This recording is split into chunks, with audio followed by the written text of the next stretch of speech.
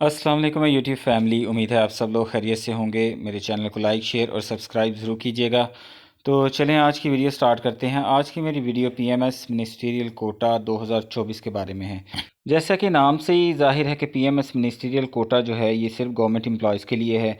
इसमें ग्रेड 11 से लेकर 16 तक के जो मुलाजमीन हैं, सरकारी मुलाजमीन, उनके लिए 5 साल तजर्बे की ज़रूरत है, जबकि ग्रेड 1 से लेकर ग्रेड 10 तक के लिए 8 साल तजर्बे की ज़रूरत होती है। यानी कि वो गवर्नमेंट एम्प्लॉय हों, एज ए रेगुलर एम्प्लॉय वो जॉब कर रहे हों, कॉन्ट्रैक्ट पे नहीं माना जाएगा और ना ही किसी ऑटोनमस बॉडी के लिए ये एक्सपीरियंस कंसिडर किया जाएगा।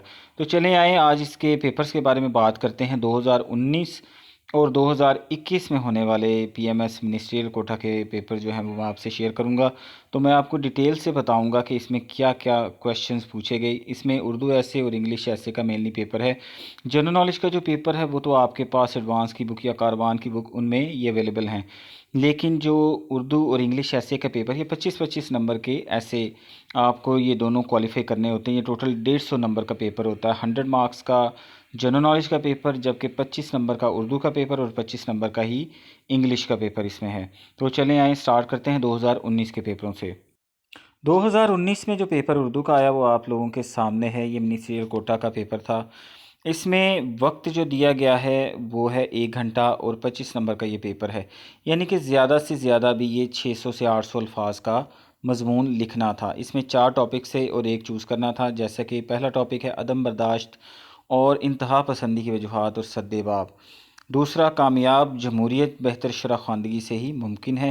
यानी कि डेमोक्रेसी से रिलेटेड जो भी आपको पता है कि शरह ख़वानदगी, लिटरेसी और डेमोक्रेसी का आपस में क्या कॉम्बिनेशन है।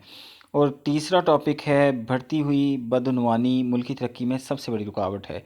और चौथा टॉपिक है इंसाफ का दोहरा मेयार कुव्वतों की तबाही का सबब बनता है।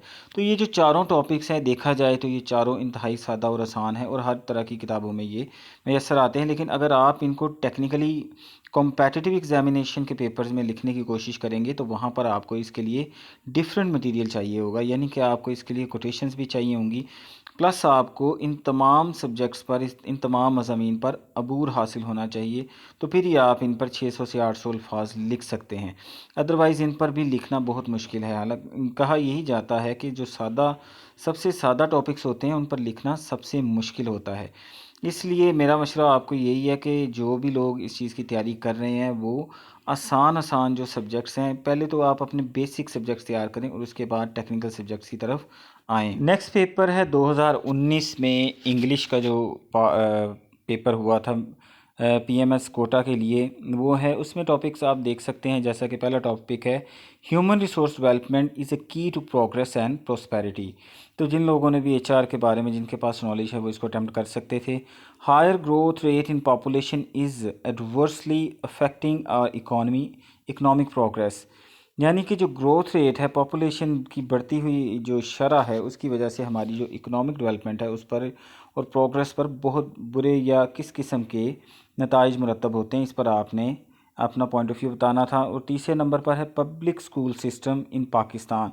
यानी कि जो सरकारी स्कूल हैं उनका निज़ाम पाकिस्तान में किस तरह का है।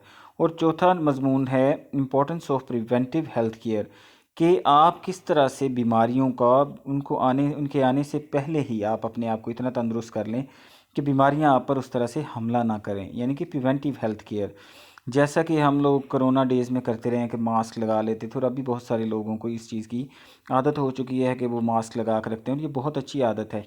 इसे प्रिवेंटिव हेल्थ केयर का ही नाम दिया जाएगा। जैसे कि आप मीठा और लो कोलेस्ट्रॉल, लो फैट वाली चीज़ें खाकर अपने आप को सेहतमंद और तंदुरुस्त रख सकते हैं। इसके बारे में ये चौथा मजमून था।